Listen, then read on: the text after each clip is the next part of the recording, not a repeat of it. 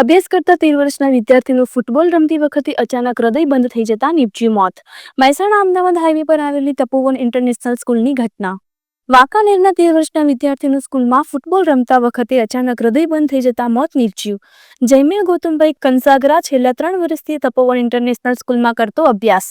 જયમીલ રમતા રમતા અચાનક તે પડી ગયો અને થયો બેભાન. સ્કૂલના આચાર્ય સહિતના સ્ટાફે તાત્કાલિક જયમીલને નજીકના હોસ્પિટલમાં સારવાર માટે ખસેડ્યો, પરંતુ ફરજ પરના તબીબોએ તેને મૃત જાહેર કર્યો.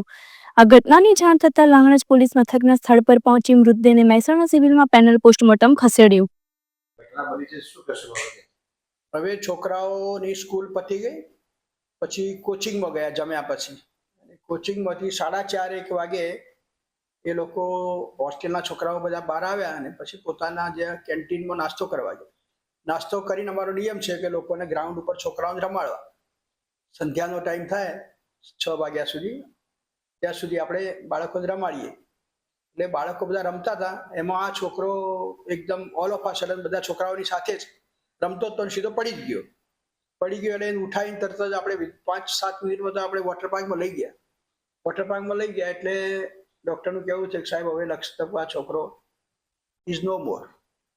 એટલે એને સિવિયર હાર્ટ એટેક આવ્યું ડૉક્ટરનું કહેવું છે. કારણ કે બીજું બધું તો કશું થયું નથી. ગાર્ડનમાં પડ્યો છે, ગાર્ડનમાં ફૂલ લોન છે, છોકરાઓ બધા હાજર છે, પીટીના જવાબદાર ટીચર છે એ પણ હાજર છે, વોર્ડન પણ હાજર છે, અને હું કેમ્પસમાં જ રહું છું. એટલે મને પણ ખબર પડી એટલે હું 10 મિનિટમાં સીધો સંકુલ વોટર પાર્કમાં પહોંચી ગયો. ડૉક્ટરો 2-3 છોકરાઓ છે આપણા, મારા છોકરા ભાઈબંધના છોકરાઓ છે. ડૉક્ટર કે સાહેબ આ છોકરાના કાર્ડિયક એટેક આવ્યો છે અને હવે ઇઝ નો મોર. પછી એમણે મને હિસ્ટ્રી પૂછ્યો. મેં કીધું આવું વર્ષ પહેલાં પણ આ છોકરાને થઈ ગયેલું. વર્ષ પહેલાં આ રીતે જ પડી ગયો હતો, વર્ષ પહેલાં જ આ રીતે બેભાન પણ થઈ ગયો હતો, પણ એ વખત પાણી છાંટ્યું અને ઢંઢોળ્યો એટલે ફરી પાછો એ થઈ ગયો સ્વસ્થ. એટલે અમે પોતે એવું માનતા કે પાણી છોટીને તો ઢંઢોળીશું તો ફરી પાછો ધ્યાનમાં આવી જશે. પણ આ વખતે અમારા પ્રયત્નો થયા નહીં એટલે પછી અમે તરત જ એમ તો વોટર પાર્કમાં શિફ્ટ કર્યો. અને બિચારા કાર્ડિયક માટે બધા પ્રયત્નો કર્યા, આર્ટિફિશિયલ પ્રેશર પણ આપ્યું, પેલો હાર્ટનું ઇન્જેક્શન પણ આપ્યું, પણ અલ્ટિમેટલી છોકરો બચી શક્યો નહીં. પણ એના હિસ્ટ્રી ઉપરથી એવું લાગે છે કે 1 વર્ષ પહેલાં આવું બન્યું એટલે એના પેરેન્ટને પણ અમે જણાયેલું. એટલે એના પેરેન્ટે એના ત્યાં જ્યારે ગયો છોકરો વેકેશનમાં ત્યારે એનું ઇન્વેસ્ટિગેશન પણ કરેલું.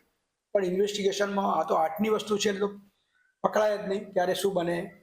એટલે ડૉક્ટરનું પણ એવું કહેવું છે. મારું પણ આ બીજો ઇન્સિડન્ટ હતો, પહેલાં એ છોકરાને થયેલું.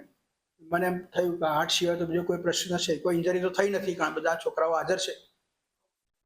એટલે આ એક દુઃખદ ઘટના વિદ્યાર્થીઓ માટે બની ગઈ. અને નાનો જ છોકરો, 12-13 વર્ષનો છોકરો, અને એટલો ડિસન્ટ છોકરો. એના દાદા મારા મિત્ર,